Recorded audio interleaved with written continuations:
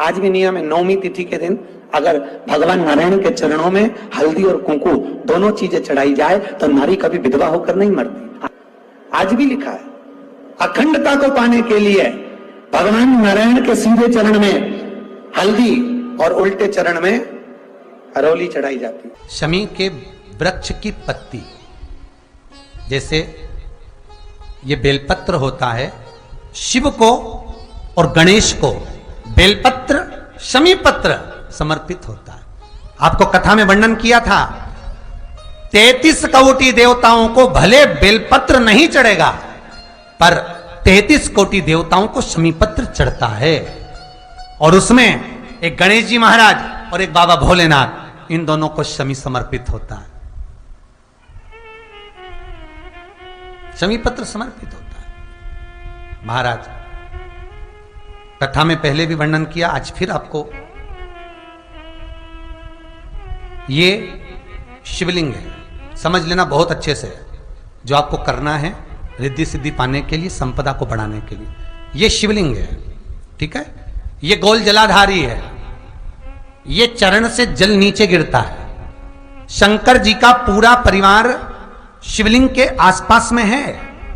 शंकर जी की 5 लड़कियां जो ऊपर से जल नीचे गिरा रही हैं, जया, विषहरा, शामरीबारी, दोतली और देव, ये शंकर जी की 5 लड़कियां, जिनका नाम लेकर सोने से रात्रि में नींद अच्छी आती है। एक एक बूंद जो ऊपर से गिरा रही हैं, ये शिव की 5 बेटी।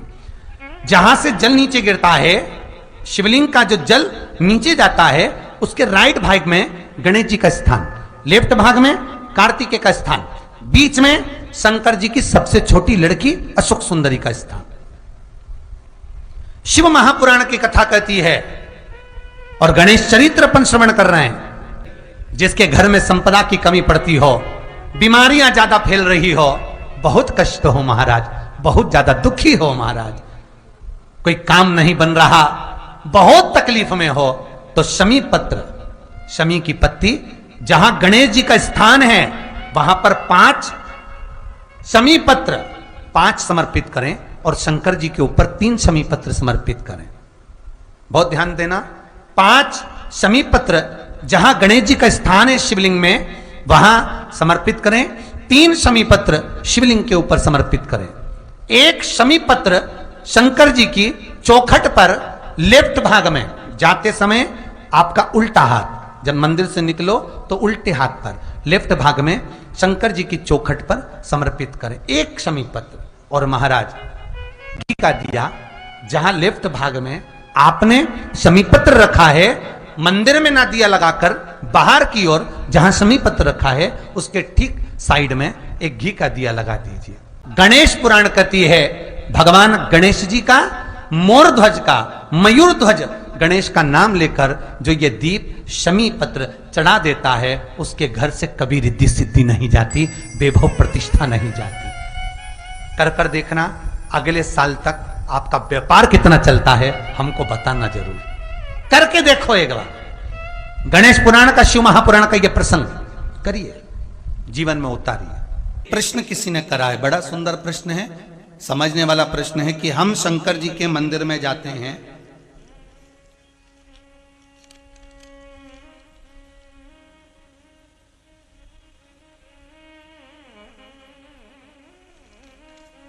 हम शिव जी के मंदिर में जाते हैं तो वहां शंकर जी का श्रृंगार हो गया होता है,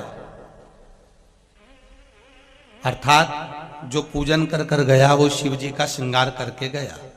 कोई भी गया, फिर वापिस हम जल चढ़ाएं, फिर वापिस श्रृंगार करें, तो क्या स्वीकार होगा?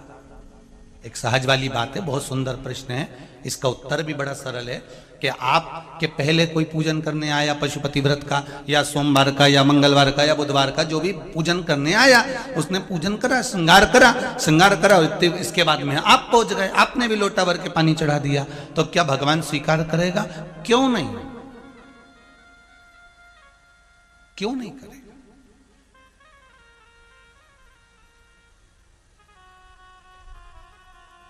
एक पिता के 5 पुत्र हैं, बहुत सरल भाषा में समझना है इस प्रश्न का उत्तर। एक पिता के 5 पुत्र हैं, पिता के लिए पांचों पुत्र बराबर है। बोलो सही है कि गलत है?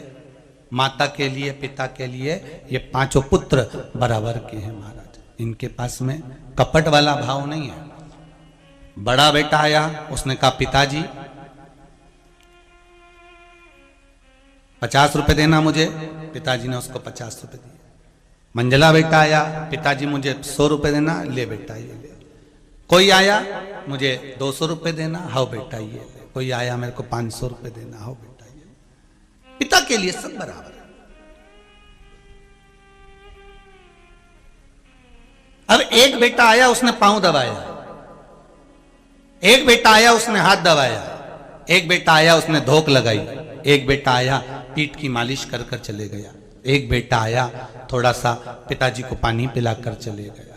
उसी तरह पिता प्रसन्न है कि मेरे पांचों की पांचों बेटे मेरी सेवा में लगे हुए हैं, मेरे 5 पुत्र मेरी सेवा कर रहे हैं। ये पिता की प्रसन्नता है। ये पिता की प्रसन्नता है।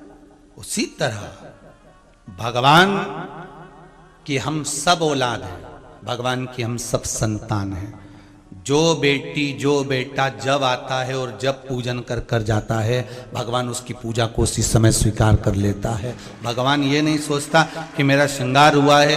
केवल एक देव, अधिदेव, महादेव ही तो ऐसे हैं जो दिन भर नहाते हैं, दिन भर उन पर पानी चढ़ता है, दिन भर उनका श्रृंगार होता है, दिन भर उनका आनंद होता है, दिन भर भोग लगता है, दिन भर दिया लगता है, दिन भर उनका स्नान पूजन होता है। केवल एक देव अधिदेव महादेव ही तो ऐसे हैं जिनके मंदिर में जाने का कोई मुहूर्त नहीं होता। जब मर्जी पड़े तब चले जाओ। सारे देवताओं के मंदिर में तो दरवाजे भी रहते हैं, सारे मंदिरों में तो दरवाजे और चौखट भी होती है। पर पहले का अगर नियम निकाल कर देखोगे तो शंकर जी के मंदिर में ना तो दरवाजा होता था ना चौखट होती थी। दरवाजा चौखट बना भी देते थे तो दरवाजा नहीं लगाते थे कि तुम्हारी मर्जी पड़े तब शंकर के दरवाजे जाना, जल चढ़ा के आना, प्रार्थना करना और वापिस घर चढ़े जाना। क्यों? क्योंकि शंकर शमशान के वासी हैं, शिव कैलाश के निवासी हैं। शंकर शमशान में निवास करते हैं। जैसे शमशान में जाने का कोई मुहूर्त नहीं होता, उसी तरह शंकर भगवान के पास जाने का कोई मुहूर्त नहीं होता। जब मर्जी पड़े तब चले जाओ, जब तुम्हारा मन करे तब शिव के दरवाजे जाओ। उसके पास जाने का कोई मुहूर्त नहीं, उसके पास पहुंचने का कोई मुहूर्त नहीं, उसकी चौखट पर जाने का कोई मुहूर्त नहीं है। तुम्हारा जब मन पड़े, तुम्हारा जब मन करे तब शिव के दरवाजे पहुंचो। जैसे बेलपत्र के वृक्ष के नीचे चढ़ाया गया पानी हमारे पितरों को प्राप्त हो जाता है, शिव जी को चढ़ाया गया पानी 33 कोटि देवताओं को प्राप्त हो जाता है।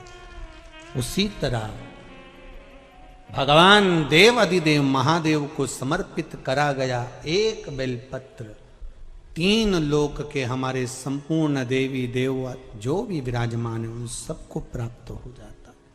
जल की बड़ी महत्वता है कि जल शिवजी को जब चढ़ाया जाता है, जल जब हम बेलपत्री के पेड़ के नीचे चढ़ाते हैं, पीपल के वृक्ष के नीचे जल चढ़ाते हैं, आंवले के वृक्ष के नीचे जल चढ़ाते हैं, तो उसकी कितनी कितनी महत्वता होती है।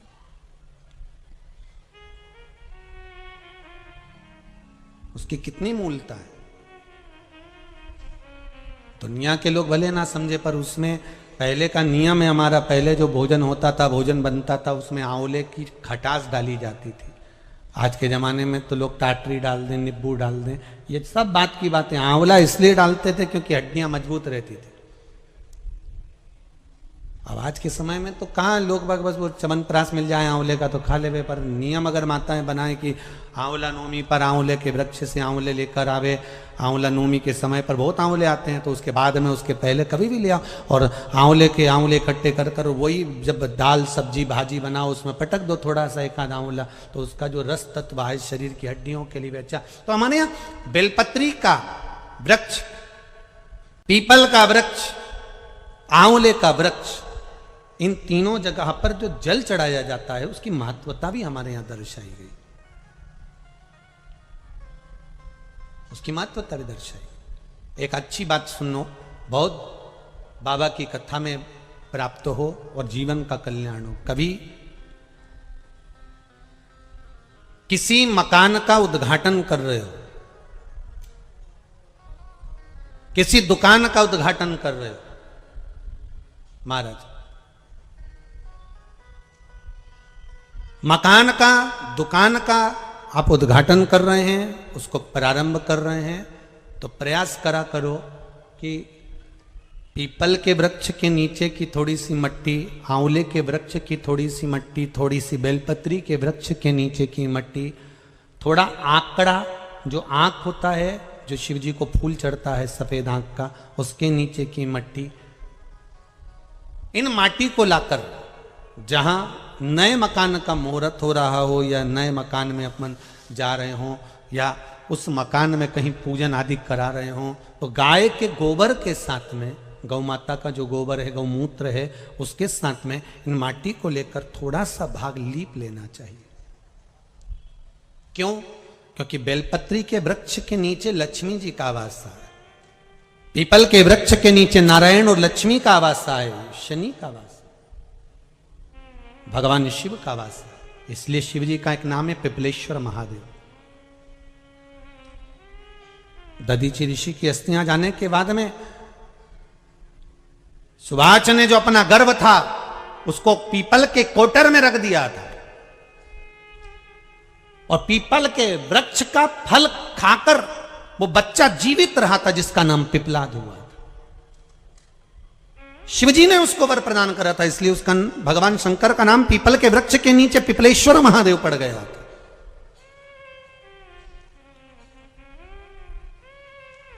भगवान शिव का नाम पिपलेश्वर महादेव। तो यहां जो नारायण, भगवान विष्णु, भगवान ब्रह्मा, भगवान शिव आंवले के वृक्ष के नीचे विराजमान है अपनी अपनी संगनी के साथ, तो वहां की मिट्टी सुख प्रदान करती है। पीपल के वृक्ष के नीचे की मिट्टी सुख प्रदान करती है, बेलपत्री के वृक्ष के नीचे की मिट्टी सुख प्रदान करती है, हमको आनंद की अनुभूति करा देती है।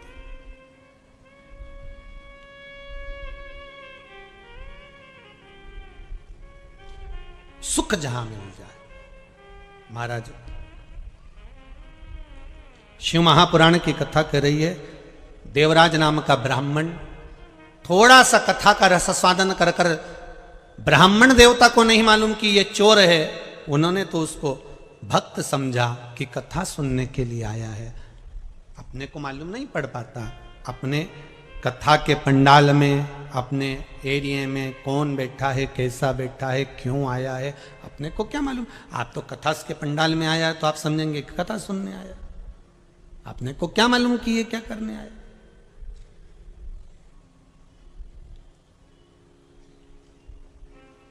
हमें अंदाजा नहीं है कि वो क्या करने के लिए आया, हमें तो अंदाजा इस बात का है कि वो कथा सुनने के लिए आया,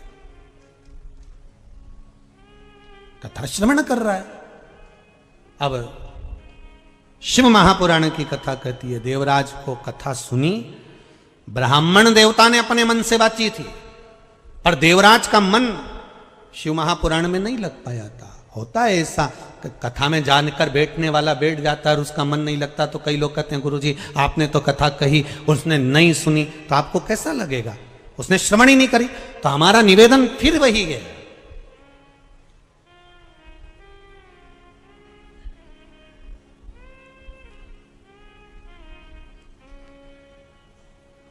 पत्थर को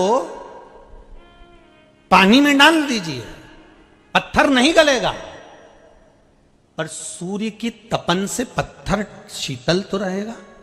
उसी तरह आप अगर कथा में जाकर बैठे हो, कथा श्रवण करने के लिए बैठे हो, तो यह पक्का है आपका मन लगे ना लगे, पर कम से कम 3 घंटे आप झूठ बोलने से, पाप करने से, छल करने से, बेईमानी करने से, प्रपंच करने से बचोगे तो सही। भले आपका मन कथा में नहीं लगे, भले आपका चित्त कथा में ना जाए, भले आपका मन कथा में नहीं पहुंच रहा, पर 3 घंटे आप सत्कर्म तो कर रहे हो, 3 घंटे कहीं पाप तो नहीं कर रहे, 3 घंटे आप झूठ तो नहीं बोल रहे, 3 घंटे आप बेईमानी तो नहीं कर रहे, 3 घंटे आप कथा में बैठकर कहीं झूठ प्रपंच तो नहीं कर रहे, इतना ही बच गए ना, वही बहुत।